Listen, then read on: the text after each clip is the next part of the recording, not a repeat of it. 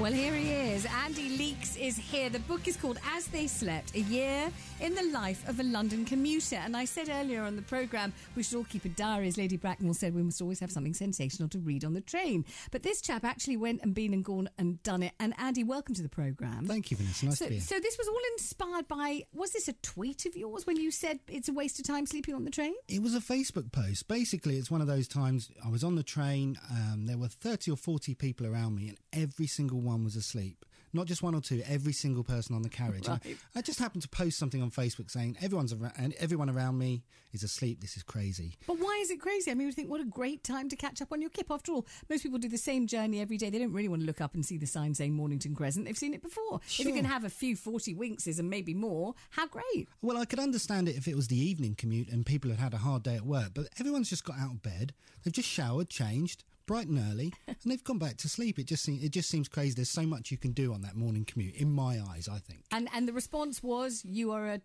bleep. I was a twerp. Just why don't you beep off? Yeah. I mean, everyone said, you're an idiot, why don't you do the same? Get back to sleep.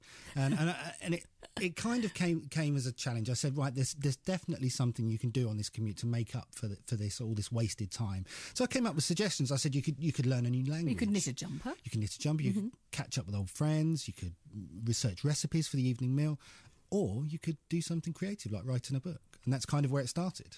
And so you're there and you're thinking, okay, day one, commute one, page one, I've set myself this challenge. Let's just tell everybody you have a history of setting yourself rather incredible and remarkable challenges, and you have a history of coming through with flying colours. Just quickly recap for us on the challenges you've set yourself before. Well, just after my first daughter was born, she was 6 weeks old, and I realised it'll be soon enough she'll be crawling and running and I'd need to keep up with her. I was rather overweight at the time, and I said, right, I want to lose 6 stone in 6 months, and I did it. I mean, quite easily as well. Once I seemed to set a goal, I seemed to be able to do that. And you wrote a book about it while you were doing it. Not that particular challenge. You didn't. No, I was time you blogging just while did I was it. doing You it. blogged while you did it, so everybody knew how you were doing it, that's etc. right, okay, yeah. and you managed to do that. And this was a challenge to write a book while commuting, a whole book in a year of the commute. So day one, commute one, you're sitting there, presumably with your laptop or whatever it is open on your knee. How did you? I mean, what the hell did you think you were going to put in the wretched book? Well, chapter 1 pretty much says exactly that. Chapter 1 is day 1, chapter 1. This is me writing a book. I don't know what's going to happen. Do you want to read us a little bit of just the beginning of chapter 1? Yeah, should we do that? So we get the mood? Why not? Okay, chapter 1. Here we go. I've turned down a few pages of my favourite bits, so I may well push them towards you and get you to read those as well. But let's kick off with just getting the vibe and the mood of chapter 1.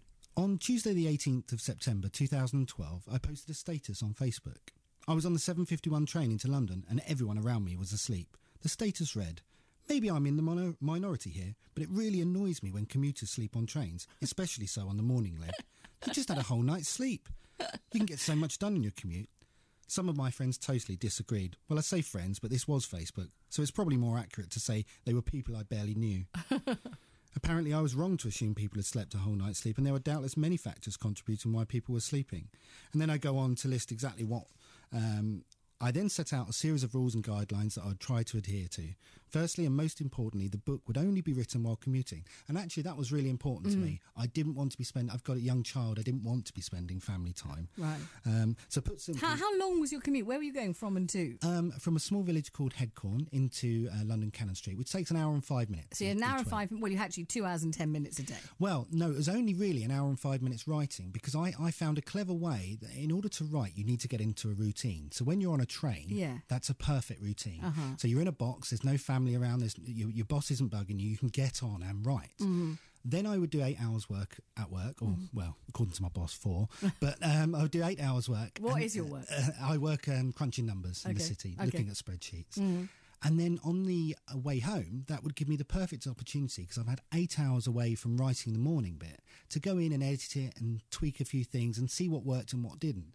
So it was kind of like a really good routine. So really, I only had an hour's writing and an hour's editing. So you're having to write a book in an hour's commute a day. So we're talking 5 days a week, not 7. And we're talking 52 weeks of 5 days a week. Yeah, I mean, there were times when I took holiday, there were times when I was ill, and there were times where I worked from home. So those chapters are not in the book. Right.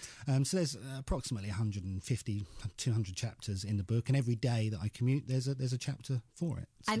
And so you started off by setting out your ground rules and your guidelines and what you were going to do. Did you at that point have an idea of what you were going to write about? I mean, was it going to be inspired by the other commuters, by the story of the commute itself, which after all could be a little repetitive? I got on the train, I looked at people, they were snoring, I got off the train. I mean, it could be an absolute dud. Or was it going to be thoughts on life itself? Or was it going to be a story? Or was it going to be a diary? Or was it going to be all of those things? It was kind of going to be all of those things. I knew that the commute itself wasn't interesting enough to write about every day. So I've come in from some stick for some people that said, I thought the book was all about just commuters. If it was, wouldn't that be a dull book? So what I would do is I write about the fun things, the interesting things that happened. That would get written about. But also, I'm a guy in his mid-30s. I've got a young family. Funny things happen too. So in the days when there isn't anything interesting going on around me on the train, I'd write about my family, what's happened, funny stories and anecdotes. Sometimes I'd talk back to a situation that happened that was similar to what had happened on the train. So it's all true life. It's an autobiographical tale. It's kind of like the grumpy tales of a mid-30s commuter who's got a young family. I think it's a funny read. And sometimes it'd be just your musings on life itself. Yeah. For example, one of my favourite bits is a bit about what you suddenly say, for no reason at all that I can fathom. You suddenly start saying, well, why is everything suddenly called Express? Yeah. Everything's suddenly got the word Express after it. Pizza Express, Vision Express, Tesco Express. And on you kind of fume and fulminate about the word Express. Give us a bit of that. I mean, what was it about Express that really got to you? I tell you, everything seems to be Express. We live in a world now where everything has got to be delivered so quickly. So like you say, Pizza Express, and also you've got the Gatwick Express and things like that. The thing is, I have a problem with the word express anyway, because my wife has just given birth. Yeah. And so most evenings we have to attach a machine to her breast. To express. And she's expressing. Oh, so God, ouch. I can't think of Pizza Express in the same way anymore. So yeah, I mean, there is a company out there called Picture Frames Express, and that sort of that started my rant. Why would you ever need picture frames and need them now? Picture frames, well, something needs framing. It needs framing now. Everything needs to be expressed. But don't you think that's just a kind of just another kind of facet of the epic kind of incarnation of everything now, that everything is bigger, faster, brighter and more expressed? Yeah, absolutely. I mean, Amazon is the key example. Everything needs to be now. Everyone has to have Amazon Prime. It's some sort of membership where you can get it delivered the next day. It's the next thing. Everyone's got to have it tomorrow. What's that thing on EasyJet where you have the special, it's supposed to, is that Express as well? What's that called? Where they go, speedy boarding. That's speedy it. Boarding, yeah. Which is a kind of different way of saying express, isn't it? Yeah, and it's like, come on, Mabel, we've got the speedy boarding, and then they rush to the thing, and then actually they get off the coach last because they got on the coach first. Exactly. They get the last. But I mean, it's a similar kind of, we've got to get on all going on the same plane to the same place. We're all going to arrive at the same time. But God, let's express it up a bit. Yeah, Disneyland does the same thing. You get fast pass. You go in and get your ticket, and then you can go back at a certain time and guaranteed to be on there within 2 minutes. Which actually, when you've got a young family, kind of works. So I'll say that really shoots your whole anti-express argument in the foot. Let's not go there. So I like the one about Express. There are lots of others I like too. What did I like? Oh, this one. How important it is for you to get the right seat on the train. Oh, it's incredibly important as a commuter, you feel, to get the right seat. Do you want to tell us a bit about that? Why you felt so obsessed with that? Yeah, well, the thing is about getting the right seat. Commuters are very precious people. They have to be doing the same routine. They're very much into routines. Myself, I had to change my seat when I started doing this writing. I used to sit in the middle of the train, but I found that people were starting to overlook what I was writing, and it's very difficult to write about someone's bad hygiene when they're reading the words you're writing about them. Not that I do that, really. So I got a special seat in the corner of the train, right next to the toilet, which obviously has its downsides, but it does mean that I'm not overlooked. So yeah, that's the main thing. Okay, one of the fascinating things about this is that the book is not only self-published, but also that you released it in sort of tranches. So you managed to kind of dangle a tantalising morsel of book in front of people who might be interested, and then very slowly feed them another morsel, and which I find works very well with men in certain kind of environments. I've always found that works incredibly well. Always a very good practice. I like it. You like it. We're going to hear more about that after a trail, followed by my choice of music. Wahoo! The only song I've been able to choose the whole time is Big Mountain and Baby I Love Your Way. Big Mountain and Baby, I Love Your Way. I'm here with Andy Leeks. The book is called As They Slept, A Year in the Life of a London Commuter. He said he'd be able to write an entire book in a year while commuting, and at no other time. That's exactly what he's done. And he's going to just tell us how he drip-fed it to a salivating public. I mean, how did you do this? Yeah, it was September last year that I started writing it, and I realised after a couple of months that this was going to be quite a big book because it's every day that I'm writing this. So I researched Kindle and how to release things digitally, and I thought, well, why not? Let's release it. And it happened to work out that it was ready just before Christmas. And the Kindle market is pretty big around Christmas. I thought, well, why not? So it was released, and within 2 weeks it had sold 600 copies. Wow. And within 3 months it had sold 12,000. And it just went on and on. And I kind of built up a bit of a following because I put my Facebook page address in there, my Twitter address, and people were kind of coming along with me on the ride as I was still writing. It was a really interesting experience. And then I released it every 3 months thereon, and now that obviously this is the full year's book all in one. So that's how it happened. So what happens if people want to buy the actual hardback book? They can do that too. They can do that, yeah. I mean, through reputable retailers, but obviously Amazon is the main one that you can get it on. It's called A Year in the Life of a London Commuter. That's all 4 parts. Or if you wanted to individually just have a little taster, it's called The Comical Tales of a London Commuter. And it's ingeniously titled Part 1, 2, 3 and 4. That is ingenious. One of the things that happens, as happens with everything that reflects any kind of scintilla of real life, is that things obtrude into the book, and you may be thinking, oh, this is going to be a light-hearted observation with hilarious quips and aperçus, and then suddenly something quite ghastly happens to you in real life. And that's one of the kind of fascinating elements of this book, is when life suddenly rears its head, your actual life and your real feelings, right, and things that you weren't expecting to happen. And the very first thing I asked you when you came in, before you were actually on the radio and the mics were turned up, was, how is your little daughter? And that's because you tell us in the most kind of absolutely a spine-chilling detail, really, about what was meant to be a fun family trip to Cyprus. That's right. It's the first time that we'd ever really thought about venturing outside of the UK. Our daughter was 3 at the time, and my wife was pregnant, and we thought she was early enough in her pregnancy that we could get out and do it. We thought, well, it's going to be 4 or 5 years really before we can do something like this again, so let's do it. We got a great last minute deal. We went out there and our daughter was happy. Charlotte, she was really looking forward to a wonderful holiday, and we got there late at night. She went to bed and she woke up the next morning with the most horrific temperature, touching 40 degrees, and she couldn't eat. She was almost delirious, and we were in a foreign country and pretty much on our own.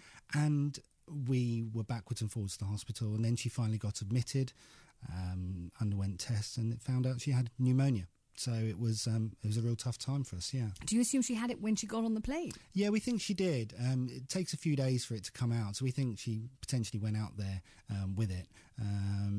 So yeah, the doctors were great in the end, but there was a few sort of really scary times because of the language barrier, because of the lack of support network that you have. Because the first thing you do if someone's ill at home is you lean on your friends and your family.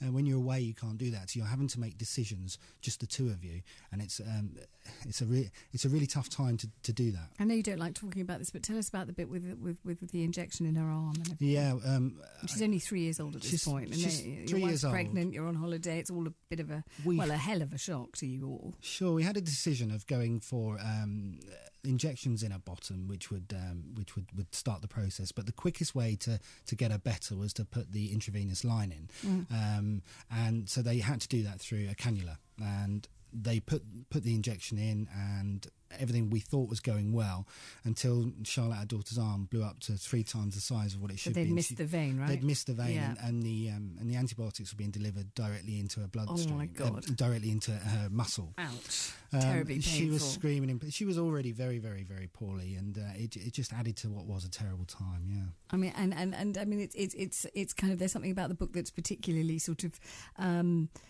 What's the word? I don't know, kind of hypnotic, because you start to respond to you as a sort of humorist and a thinker and someone who sets himself a challenge and somebody who says things that other people aren't necessarily thinking, and then suddenly you realise actually you're a human being, you're a dad, you're a father, you're somebody with a kind of heart and a soul. You're not just a kind of spewer out of quips, and it's quite an interesting combination. It's almost kind of an informal combination. It's not necessarily what you're expecting from the book, is it? Yeah, absolutely. I think the best response that I received through Facebook and Twitter and email was was the response to the Cyprus incident.